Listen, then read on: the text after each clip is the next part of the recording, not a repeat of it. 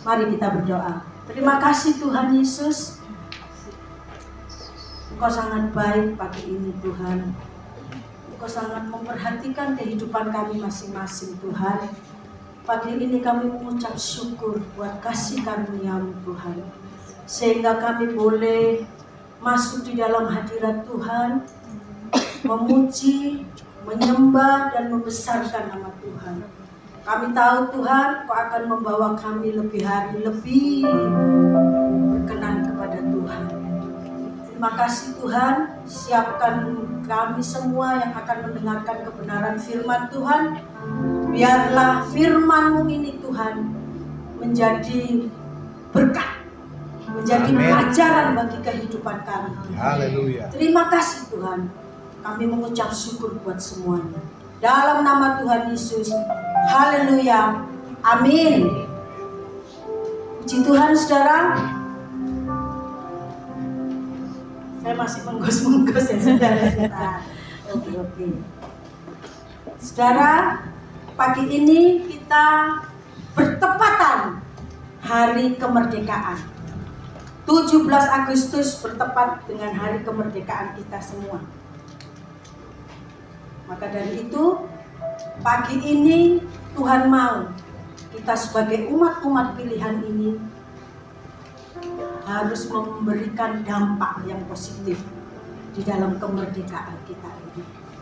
Bukan hanya kita melihat, oh kemerdekaan, tapi kita nggak bisa berbuat apa-apa. Kita tidak bisa membuat sesuatu yang lain dari mereka-mereka. Tapi kita ini umat-umat pilihan. Di dalam kemerdekaan ini kita harus isi benar-benar makna kemerdekaan itu benar-benar yang benar. Puji Tuhan, saudara. Sebelum saya akan melanjutkan kebenaran firman Tuhan, saya mau pekik kemerdekaan 3 kali ya saudara ya. Karena kita sudah dimerdekakan oleh Tuhan. Ya, dari saya dulu ya. Merdeka saudara nyaut ya. 1, 2, 3. Merdeka! Merdeka! Merdeka! Merdeka! Merdeka! Merdeka! Ya untuk Tuhan. Oh Tuhan Yesus, terima kasih.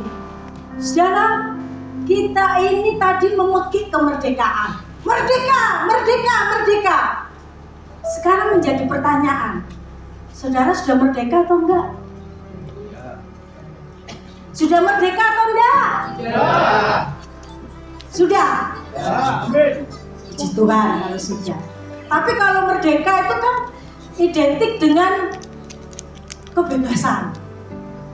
Tidak dihimpit dengan kanan kiri. Leluasa, semuanya tidak terhimpit. Tapi kok kita kadang-kadang masih masalah. Tapi kadang-kadang kita kok diintimidasi oleh iblis. Tetapi kadang-kadang kita juga kehidupan kita merasa kayak terpuruk. Itu kan tandanya belum merdeka. Benar apa enggak? Nah sekarang tadi kita berpikir merdeka. Berarti saudara dan saya belum merdeka yang sungguh-sungguh. Ben?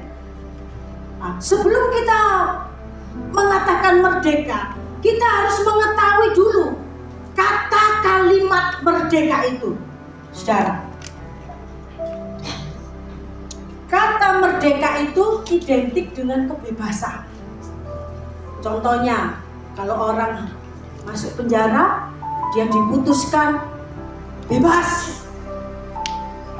Bagi narapidana itu, dia mengalami kemerdekaan, mengalami kebebasan. Mengalami satu kebebasan. Ruang lingkup kita mengalami leluasa karena kita mengalami kebebasan.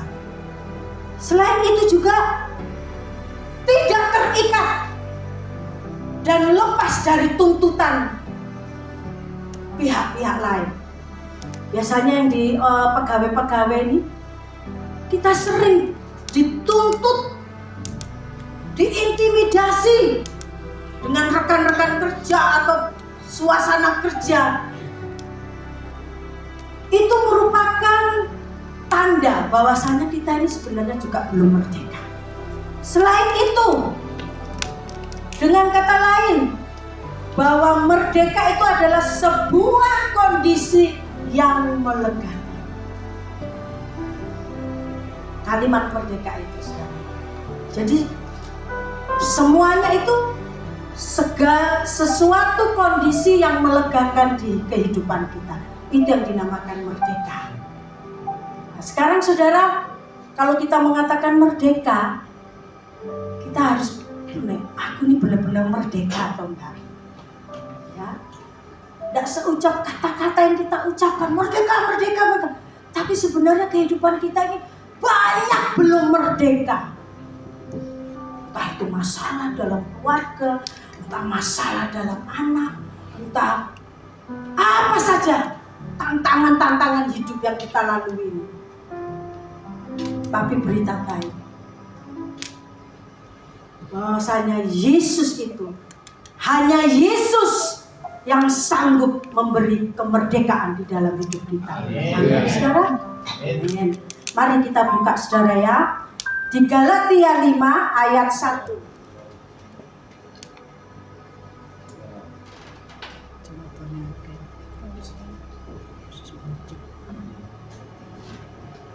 Galatia 5 ayat 1. Saya akan bacakan. Kemerdekaan Kristen, supaya kita sungguh-sungguh merdeka. Kristus telah memerdekakan kita. Karena itu, berdirilah teguh dan jangan mau lagi dikenakan kuk perhambaan. Saudara, di Galatia pasal 5 ini ayat 1, ini merupakan ayat seruan kemerdekaan atau seruan beban Paulus kepada jemaat di Galatia. Karena Paulus mengatakan sungguhnya itu bukan sekali saja supaya kita sungguh merdeka, tapi Paulus menekankan sungguh ini 2 kali, supaya kita sungguh-sungguh merdeka. Jadi kalau Paulus menuliskan ini, berarti Paulus mempunyai beban untuk di jemaat Galatia. Bahwasanya Paulus itu mengetahui bahwa orang yang sudah dimerdekakan oleh Kristus itu sulit, saudara. Untuk melakukan itu sulit. Firman Tuhan mengatakan kita sudah dimerdekakan oleh Kristus Yesus. Tetapi saudara, kita ini terkadang kehidupan kita, keseharian kita itu merasa dijajah dengan masalah, dengan tantangan hidup, dengan pergumulan rumah tangga, dengan pergumulan anak, istri, suami, dan sebagainya. Paulus tahu itu, makanya Paulus mengatakan supaya kita sungguh-sungguh. Penekanannya, kita ini harus sungguh-sungguh merdeka. Kristus telah memerdekakan kita. Pesan Paulus yang di bagian ayat 1a, kalau yang kita baca selanjutnya di 1b, ini merupakan nasihat Paulus, pesan khusus kepada kita semua, terutama waktu itu Paulus untuk jemaat di Galatia, yaitu karena itu Paulus itu tahu tuh tadi, kalau kita sudah dimerdekakan itu nggak gampang, tantangan lebih banyak. Paulus memberi pesan, karena itu berdirilah teguh dan jangan mau lagi dikenakan kuk perhambaan. Ini pesan Paulus, karena Paulus tahu bahwa mengisi kemerdekaan yang Tuhan berikan kepada kita itu tidak mudah. Jadi Paulus memberikan, berdirilah teguh di dalam Tuhan, pegang terus janji Tuhan, karena hanya itu kekuatan kita. Amin, saudara. Amin. Mari ya saudara, kita akan belajar lebih banyak lagi, saudara, kebenaran firman Tuhan ini. Saudara, ada 5 hal penting dalam makna kemerdekaan dalam Kristus. Saudara, firman Tuhan ini membelajarkan kepada saya dan saudara bahwasanya kita harus benar-benar mengisi kemerdekaan ini sebagai umat tebusan. Kita harus mempergunakan kemerdekaan kita ini dengan baik dan benar. Ada 5 hal yang penting dalam makna kemerdekaan. Yang pertama, kebebasan dari dosa. Kita buka saudara ya, di Roma 6 ayat 18.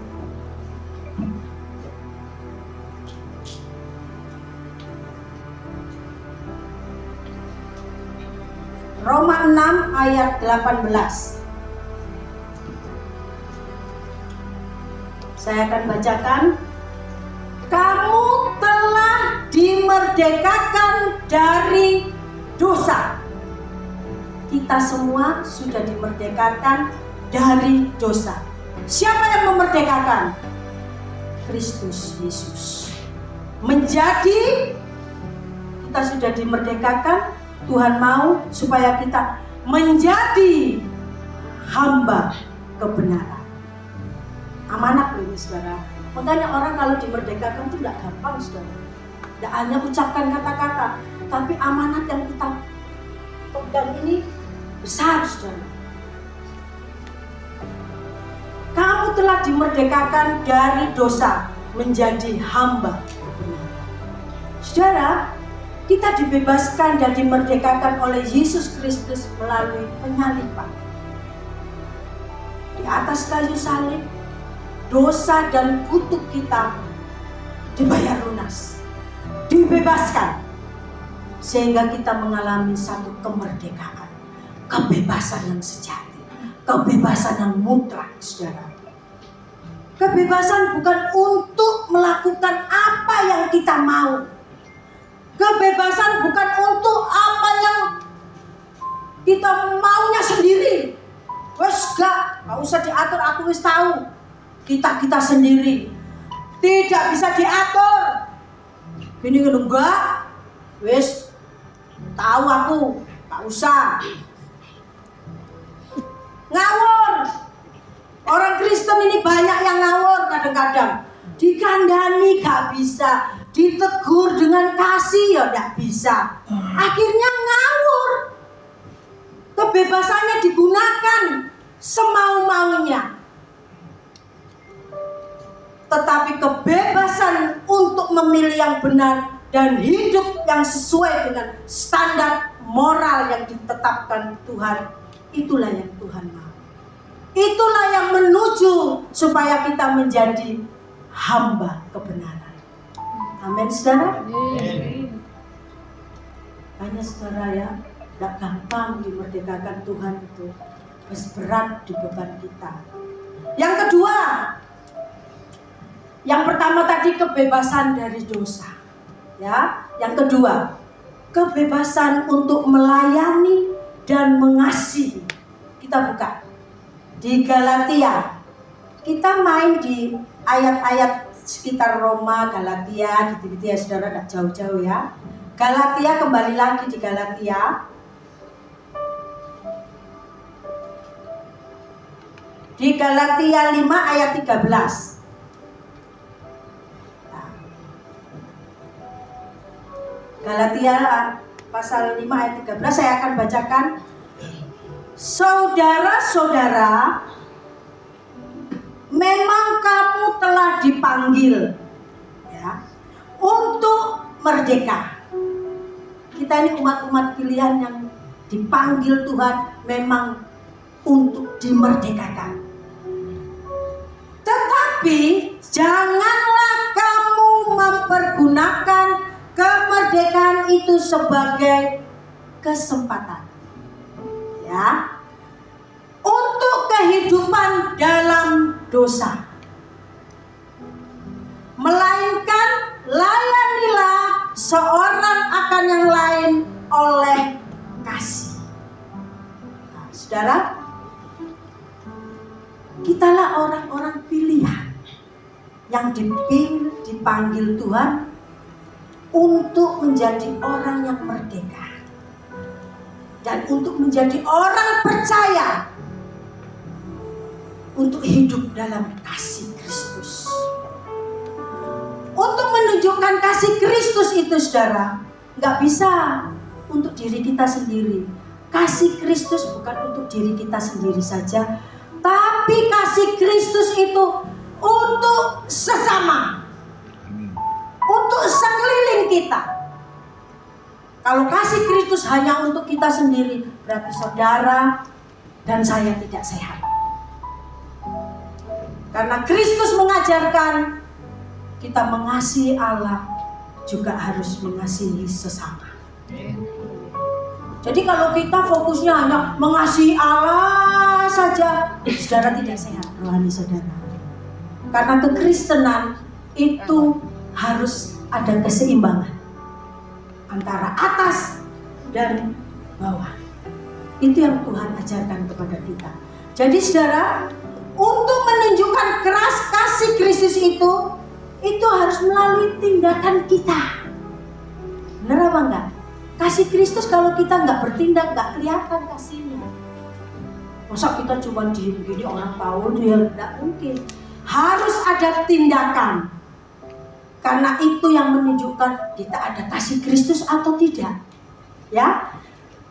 Melalui tindakan pelayanan. Ya, kata-kata pelayanan. Melalui tindakan pelayanan. Rata-rata hampir jemaat mungkin sebagai pelayan-pelayan Tuhan. Benar apa enggak? Kita semua juga, ministry of Anani juga merupakan pelayan Tuhan. Nah, itu dituntut sama Tuhan.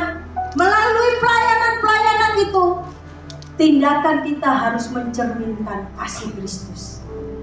Teladan Kristus harus kita cerminkan. Kebebasan ini memotivasi untuk tidak lagi hidup untuk diri sendiri, tetapi untuk memuliakan Tuhan dan sesama. Jadi kebebasan untuk melayani dan mengasihi itu, saudara, kita harus kalau kita ada kasih, kita harus melalui tindakan dengan kebebasan yang Tuhan sudah berikan kepada kita.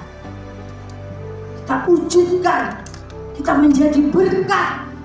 Bahasanya kita kalau orang yang sudah dimerdekakan, itulah tindakan kita harus benar-benar kasih Kristus nyata dalam kehidupan kita. Yang ketiga, hal penting dalam makna kemerdekaan adalah dipimpin oleh Roh Kudus. Galatia 5 ayat 16. Galatia 5 ayat 16. Saya akan bacakan. Maksudku ialah hiduplah oleh Roh, maka kamu tidak akan menuruti keinginan daging. Saudara, Paulus lagi menekankan, ini perintah saudara, hiduplah oleh Roh. 7 poin kata-kata ini. Hiduplah oleh Roh. Hidup yang dipimpin oleh Roh Kudus dimulai dengan penyerahan seluruh hidup kita, yang selalu dipimpin oleh Roh Kudus. Jadi dipimpin oleh Roh Kudus itu dimulai dari penyerahan hidup kita. Kita mau dipimpin oleh Roh Kudus. Kita mau atur saja Roh Kudus dalam hidupku. Apa yang kamu lakukan, wis aku nurut, aku manut. Itu yang Tuhan mau, saudara. Kemerdekaan yang Tuhan berikan kepada kita itu, hidup kita ini harus dipimpin oleh Roh Kudus.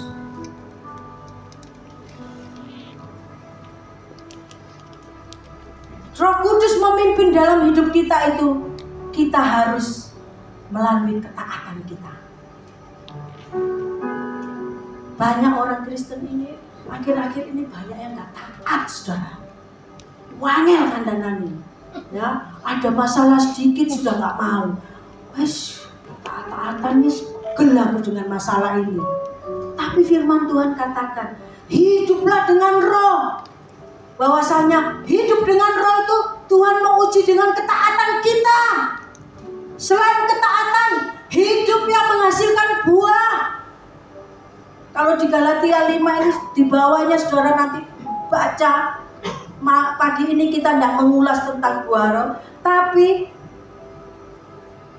kalau hidup kita dipimpin oleh Roh Kudus, kita harus lebih taat kepada Tuhan, pada kebenaran firman Tuhan. Selain itu, hidup kita harus menghasilkan buah. Karena itu yang dilihat. Karena itu yang dilihat mutu kita. Banyaknya pelayanan, semua itu tidak menjadi ukuran standar. Tapi ukuran standar kekristenan kalau kita menghasilkan buah. Amin, saudara. Itu yang Tuhan mau. Harus menghasilkan buah. Selain itu apa, saudara? Kerohanian yang selalu mengalami pertumbuhan. Saudara, sekarang pagi ini kita harus koreksi, saudara. Rohaniku ini semakin bertumbuh apa enggak ya? Saya kadang-kadang flashback, saudara. Maksudnya mengevaluasi diri. Aku ini, kalau misalnya saya nggak pernah ke gereja itu evaluasi. Aku bulan ini males aku. Kenapa ya Tuhan? Ampuni aku. Cara ke gereja mungkin sibuk ini apa ini. Kita harus sadar diri bahwasanya Tuhan itu menginginkan rohani kita itu semakin hari semakin ada pertumbuhan. Amin, saudara. Buat apa kita melayani sampai lelah, mengeluarkan semua apa yang kita punya, mungkin apa finansial, apa semuanya. Tapi kalau rohani kita nggak ada pertumbuhan, buat apa? Benar apa enggak? Yang Tuhan mau kalau kita melayani, pertumbuhan rohani kita juga harus lebih meningkat, lebih naik. Dan semakin kalau pertumbuhan kita rohani kita semakin naik, kalau bisa kita harus mencapai kesempurnaan seperti Yesus. Amin. Sulit mau sempurna seperti Yesus. Ya secara dunia sulit, tetapi Roh Kudus, di dalam Roh Kudus yang menolong, penghibur kita, penolong kita, tidak ada kata sulit. Kalau kita ada kemauan untuk berubah, meningkatkan rohani kita, Roh Kudus pasti akan menolong kita. Karena Roh Kudus itu sifatnya penolong dalam kehidupan kita. Kalau saudara sedih, ya Roh Kudus yang bisa menolong. Kalau saudara sedih, bukan istri yang memberi itu, bukan suami, bukan anak, bukan. Hanya Roh Kudus yang memberi penghiburan kita di saat kita sedih, di saat kita jatuh. Roh Kudus penolong dalam hidup kita. Jadi jangan sepelekan, saudara, kehidupan yang dipimpin oleh Roh Kudus.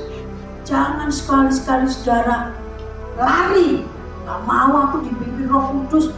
Kok gak oleh gini, gak boleh gini, kayak larangannya. Tambah sesat, saudara.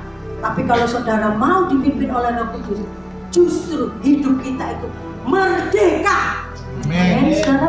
Kalau saudara tidak mau dipimpin Roh Kudus, justru terbelenggu hidup kita dengan penjajah iblis merongrong hidup kita. Yang keempat, saudara, kehidupan yang dibaharui. Kita baca Roma 12 ayat 2. Kali ini kita banyak buka Alkitab ya, saudara ya. Bapak, Roma 12 ayat 2. Nanti lanjut Efesus ya, saudara, 4 ayat 23. Roma 12 ayat 2. Kehidupan yang dibaharui ya. Janganlah kamu menjadi serupa dengan dunia ini, tetapi berubahlah oleh pembaruan budimu, sehingga kamu dapat membedakan manakah kehendak Allah, apa yang baik, yang berkenan kepada Allah, dan yang sempurna. Kita lanjut di Efesus.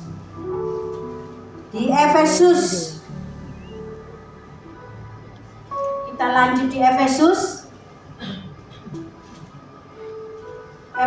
4 ayat 23.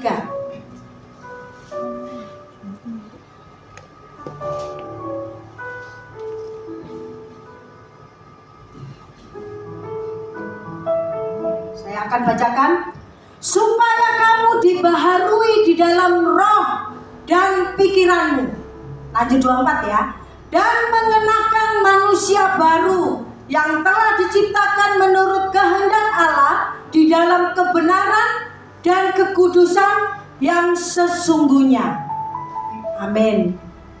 Perubahan kehidupan yang dibaharui ini melibatkan perubahan hati. Dan saudara ya, kalau tadi kita ayat budimu itu mencakup perubahan kehidupan yang dibaharui ini melibatkan perubahan hati, perubahan pikiran, dan tindakan. Kehidupan yang dibaharui itu yaitu melibatkan perubahan hati, pikiran, dan tindakan. Hati yang pertama. Masih banyak saudara, kita anak-anak Tuhan ini masih punya hati yang belum benar-benar bersih. Ada yang masih irian, ada yang masih ngamuan, ada yang masih menyimpan amarah, masih kecewa. Itu semua tuh Tuhan tidak mau, saudara. Karena itu bukan merupakan kehidupan yang dibaharui. Isi hatimu dengan firman Tuhan. Isi hatimu dengan hal-hal yang baik. Isi hatimu dengan hal-hal yang bermanfaat. Buang itu semua. Pikirannya negatif, jelek terus saya. Sama pikiran, melihat orang itu gini, pikirannya itu gibah gak karu-karuan. Itu bukti belum dibaharui, kehidupan yang belum dibaharui. Tindakan kita, sikap kita tidak mencerminkan sebagai umat pilihan Tuhan. Tapi pagi ini, kemerdekaan yang kita terima itu harus kehidupan yang dibaharui. Harus mengalami kehidupan yang dibaharui. Hanya Tuhan yang sanggup, hanya Roh Kudus yang sanggup mengubah hati kita, pikiran kita, dan sikap kita. Yang terakhir, saudara, berdiri teguh dalam kebebasan. 1 Korintus 15 ayat 58.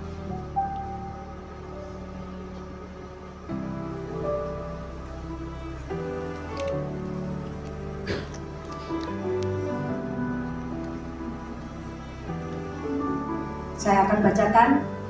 Karena itu saudara-saudaraku yang kekasih, berdirilah, apa saudara?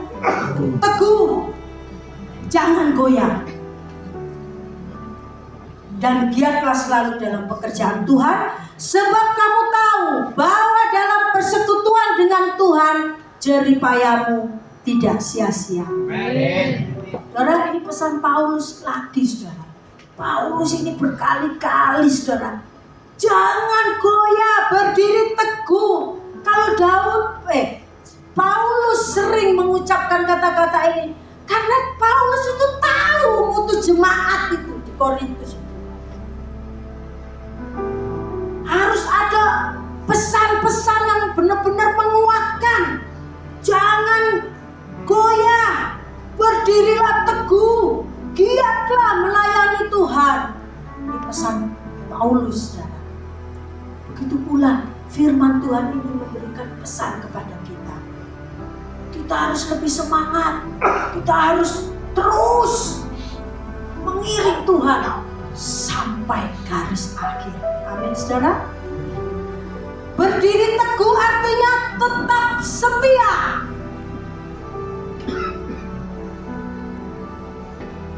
Bisa apa enggak kita tetap setia? Kalau setia semua dalam keadaan baik, gampang, saudara. Setia. Nah, kalau saudara dalam keadaan tidak baik, masih bisa tetap setia? Misalnya dalam rumah tangga, dalam satu sisi wes gak tahu ya apa gitu, ada satu masalah, keterpurukan misalnya, kita dituntut Tuhan, kita harus tetap setia. Karena itu yang Tuhan mau. Kesetiaan itulah memang karakter Kristus. Kita harus ikut. Dalam keadaan susah, senang, ya, janji komitmen kita ya, pernikahannya. Tapi kadang-kadang lupa ya. Kalau sudah perkawinannya sudah lama, wis lupa itu janjinya. Aku menerima si A misalnya, baik dalam susah maupun senang, dalam keadaan senang maupun susah. Tapi kebanyakan mau nerima cuman senangnya toh, ya toh. Kalau misalnya suami wis gak punya apa-apa, misalnya harus di PHK, misalnya sudah bisa kerja, ndak ini. Kesetiaan istri dilihat sama Tuhan. Begitu sebaliknya, kalau istri misalnya mengalami satu apa, misalnya apa sakit atau apa-apa, kesetiaan suami dilihat oleh Tuhan. Ya, sebenarnya kita secara manusia itu, mau setia itu sulit, tapi kita ini pilihan Tuhan, kita harus melakukan itu, saudara. Saudara ya, tetap setia dan beriman.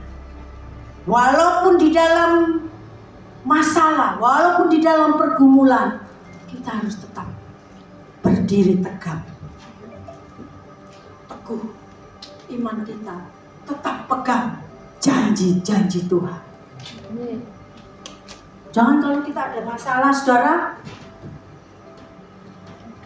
kita larinya ke teman sahabat, nanti sharing gimana ya, ini.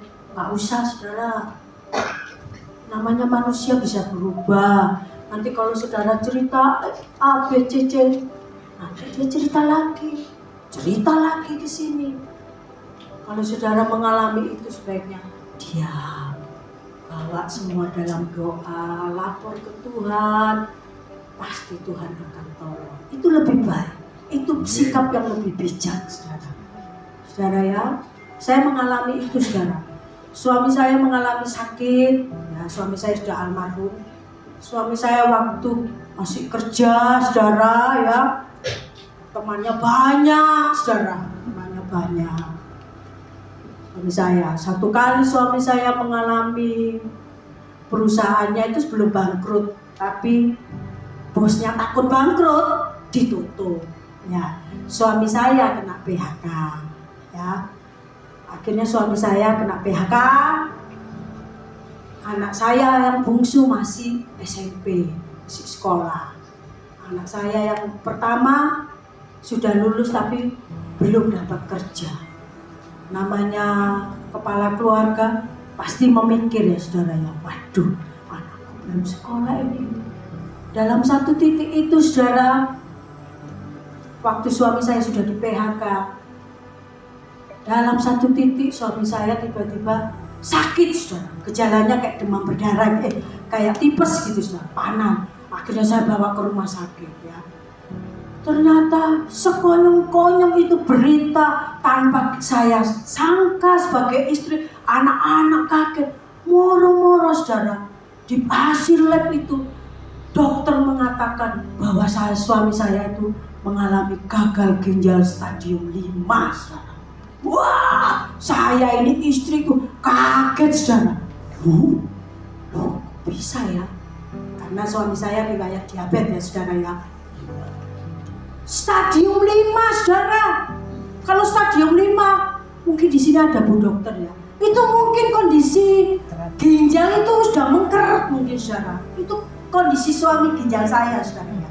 Ginjalnya suami saya almarhum. Bayangkan, saudara. Wis di PHK, saudara ya. Wis divonis gagal ginjal stadium 5, saudara. Wah, saudara, saya pontang-panting sama suami saya, saudara.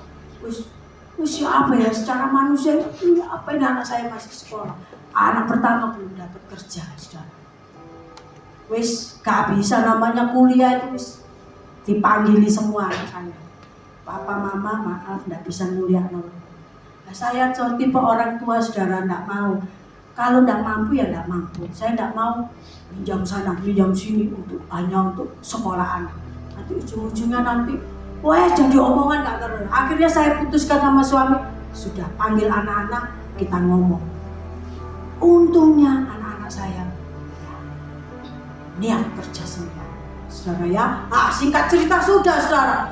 Suami saya akhirnya, saudara, divonis harus cuci darah. Ya, saudara ya. Saudara, bayangin, saudara. Penghasilan untuk rumah tangga kami nggak ada. Habis semua. Uang pesangon habis. Untuk biaya hidup semua habis. Satu persatu teman meninggalkan suami saya. Saudara, satu persatu meninggal. Akhirnya, saudara, singkat cerita, saya sama suami 3 tahun berdoanya itu, dalam nama Tuhan Yesus, Tuhan akan sembuhkan, Tuhan ini ginjal yang baru ini. 3 tahun tidak dijawab Tuhan, tidak ada kesembuhan, saudara. Malah lebih parah, suami saya harus cuci darah seminggu 2 kali. Akhirnya saya merenung, saudara, sama suami saya. Saya berdoa berkata, Pak, sudah waktunya kita sudah gak usah banyak permintaan, saya ngomong sama suami saya. Gak usah banyak permintaan, kita berdoa aja, minta kekuatan sama Tuhan, minta apa yang aku lalui itu Tuhan pasti bisa menolong. Itu saja, saudara, doa saya. Saya tidak mau minta-minta lagi. Bukan karena kecewa, enggak. Saya ubah doa saya. Berjalannya waktu, saudara, 3 tahun itu, saudara, Tuhan memberi kekuatan saya dan suami saya. Tiba-tiba ya hanya teman-teman karibnya saja yang tidak meninggalkan. Berkat Tuhan datang. Si Zaka ditelepon, kirim nomor rekeningmu. Puji Tuhan ya, saudara ya, enggak minta loh, kirim nomor rekeningmu. Nanti yang di sana kirim nomor. Ini yang teman-teman karib dan saudara-saudara yang mengerti kami, saudara. Tuhan pakai, saudara. Akhirnya dengan itu kita hidup berdasarkan kemurahan Tuhan, saudara. Ya, sampai akhirnya 6 tahun, saudara, Tuhan membawa kami, diberi kekuatan. Akhirnya Tuhan putuskan selesai tugas suami saya, saudara. Akhirnya Tuhan sudah panggil suami saya dalam keadaan kemenangan. Walaupun ginjalnya belum disembuhkan, saudara, itu tidak masalah bagi saya dan suami saya. Yang penting akhir hidupnya lebih dekat sama Tuhan, lebih berpaut kepada Tuhan. Kami berdua lebih berserah. Sudah tidak ada minta tuntutan sama Tuhan. Gak, doa saya, Tuhan beri kekuatan, Tuhan beri kekuatan kami. Itu saja. Sampai akhirnya Tuhan memutuskan, selesai kamu, sudah tugasmu selesai. Suami saya akhirnya dipanggil sama Tuhan. Tapi saudara saya, waktu perjalanan itu saya dikasih hikmat sama Tuhan, saudara. gimana ya caranya aku nih bisa bantu suamiku ya, bisa bantu ekonomi keluargaku ini ya. Weh saudara, saya gak bisa diem-diem ya apa ya. Weh saudara, saya harus tak lakoni. Saya tadinya BPJS saya bayar sendiri saudara ya. Weh saya diantar sama kakak saya. Saya ke dinas kesehatan. Saya bawa berkas-berkas. Suami saya masih hidup waktu itu.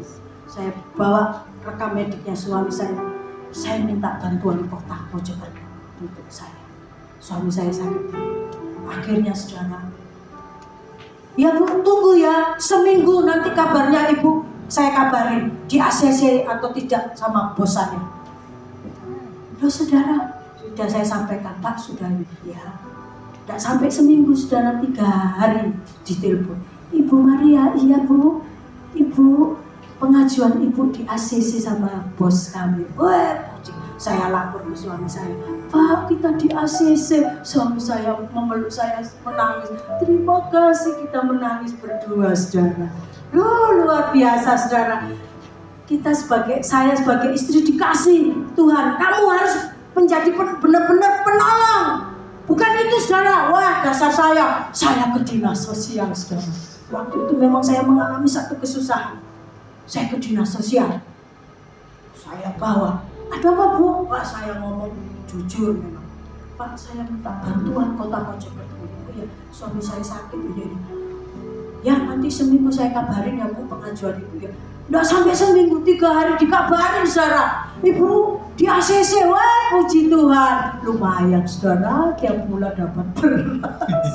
Puji Tuhan saudara, puji saya dapat beras 5 kilo. Bersyukur.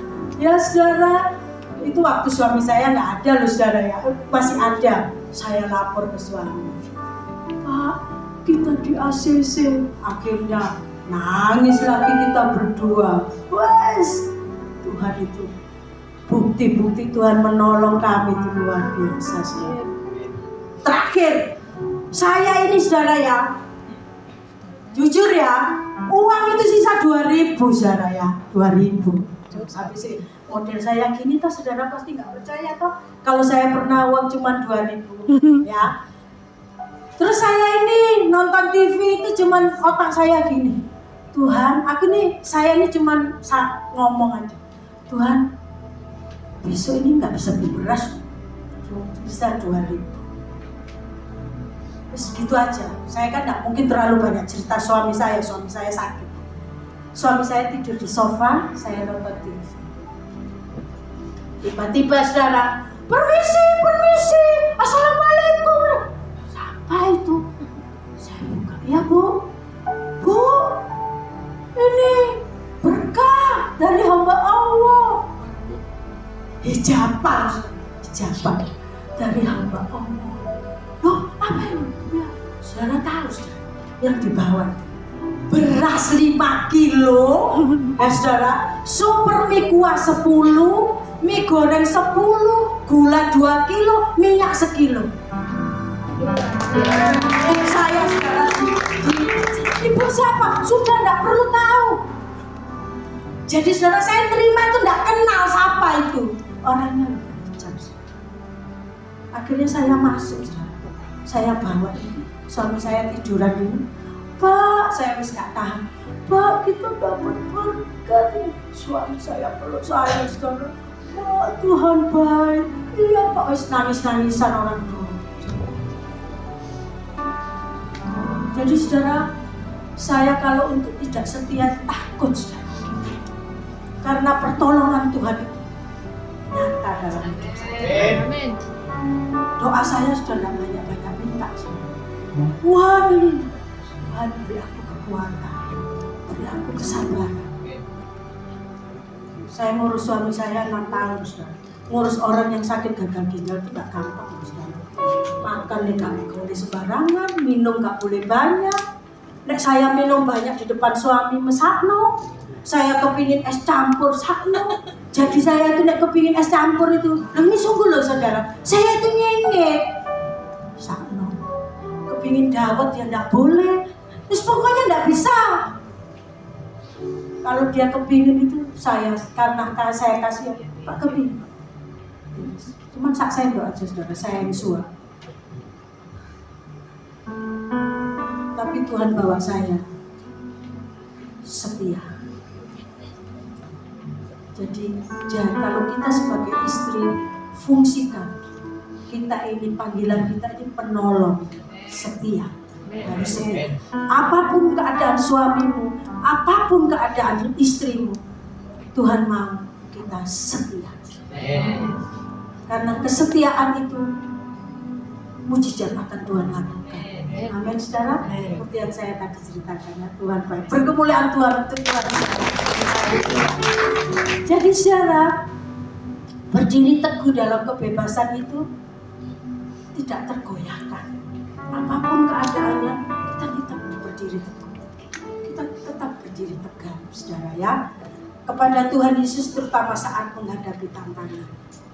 Ya, saudara ya, jadi kesimpulan pagi ini, saudara, kemerdekaan dalam Kristus bukan hanya konsep teologis, tetapi juga gaya hidup. Kemerdekaan itu harus bisa menjadi gaya hidup yang diwujudkan dalam kasih, pelayanan, dan ketaatan kepada Yesus. Isi kemerdekaan di hidup kita ini benar-benar dengan kebenaran dari Tuhan, dengan janji Tuhan, mengasihi Tuhan dan mengasihi sesama. Ingat saudara, kekristenan bukan hanya kata, tapi harus kesamping. Menjadi saksi dan siap menghadapi tantangan dengan iman yang teguh. Sehingga kita dapat hidup sesuai panggilan kita. Bahwa kehidupan kita ini bermakna di dalam memuliakan Tuhan. Kita harus sungguh-sungguh merdeka, karena Kristus telah memerdekakan kita dengan cuma-cuma. Amin, saudara. Amin. Haleluya. Mari kita akan masuk dalam segala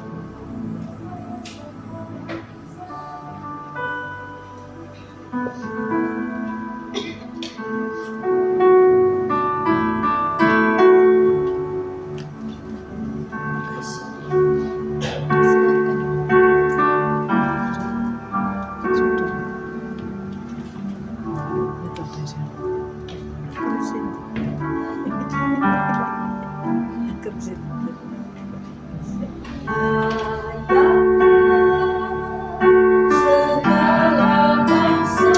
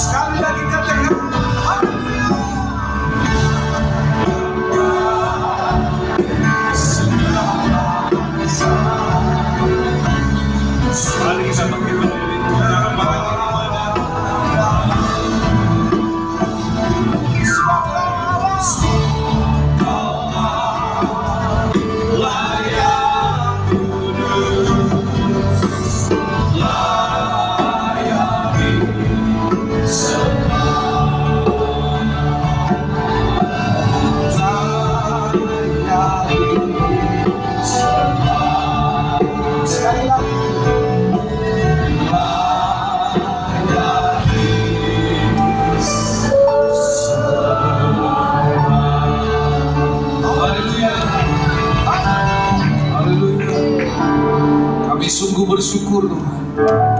Engkau Allah yang layak untuk disembah dan diagungkan, ditinggikan untuk selama-lamanya.